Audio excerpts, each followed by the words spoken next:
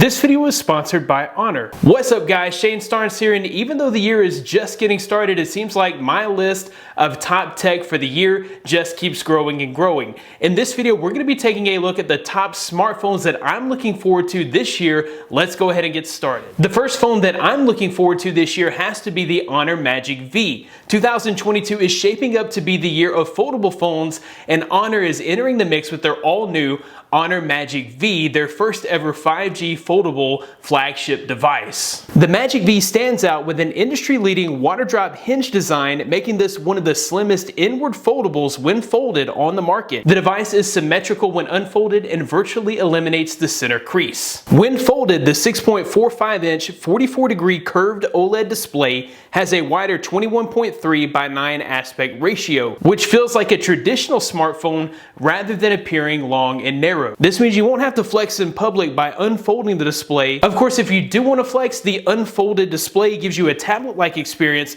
with a 7.9-inch screen. This is great for gaming, movies, and getting work done. The Honor Magic V delivers more power with Qualcomm's new Snapdragon 8 Gen 1 5G processor and 12 gigabytes of RAM, with storage options of 256 gigabytes or 512 gigabytes of internal storage. The 4,750 milliamp hour battery delivers all-day use. If you somehow do manage to deplete the battery, you're going to get a 0 to 55% charge in just 15 minutes with supported 66-watt Honor Supercharge. The Honor Magic V features a quad camera array powered by AI with a 50 megapixel rear and 42 megapixel front camera. These are definitely flagship specs for the camera, but of course I'll have to get my hands on the device to see how good these cameras really are. The Honor Magic UI 6.0 is making its debut on the Honor Magic V. The device offers a range of enhanced features through the AI engine called Magic Live. Most notably, this enables the Magic V to behave as your personal assistant, intelligently learning user habits and behaviors. Magic UI 6.0 also supports enhanced multitasking, taking full advantage of the foldable form factor. As you can see, there's plenty to be excited about the Honor Magic V. I can't wait to get my hands on this device. The next phone that I'm super excited about has to be Samsung's Galaxy S22 Ultra. We've been about a year and a half without a new Note device, and this is going to take place of the Note lineup, or at least it's going to have the Note form factor. So we get an all new design. The S22 and S22 Plus have mostly the same design as the S21 lineup, but we actually get a new design for the S22 Ultra. I also like the fact that this is going to have a new and improved S Pen. So finally, we get the S Pen back. So yes, the S21 series and even the Galaxy Fold 3 had S Pen support, but they didn't have the S Pen reservoir, so you had to kind of like tote an S Pen along with you, put it in your pocket. Maybe you had a case that was compatible. I love the fact that we finally have a phone with an S Pen that you can put inside the phone, and I'm really excited about that. The Galaxy S22 Ultra is expected to include a 6.8-inch dynamic AMOLED display, a more sophisticated 1 to 120 Hertz variable refresh rate on that display, and a maximum brightness of, are you kidding me, 1,750 nits. As far as performance, the S22 Ultra will have a Snapdragon 8 Generation 1 processor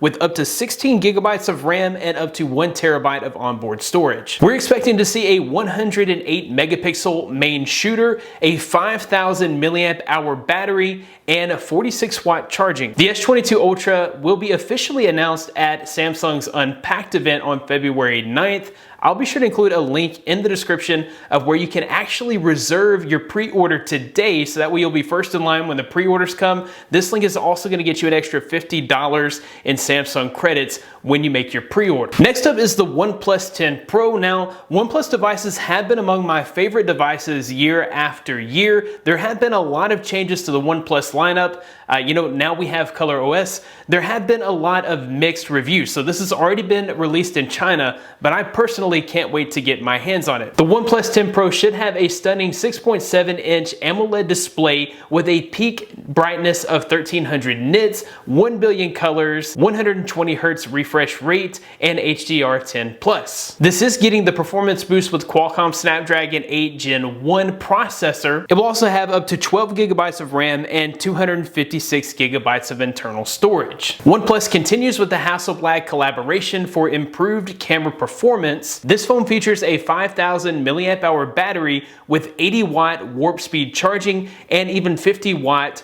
wireless charging. I've always loved OnePlus phones because they've always felt like the snappiest, fastest phones on the market.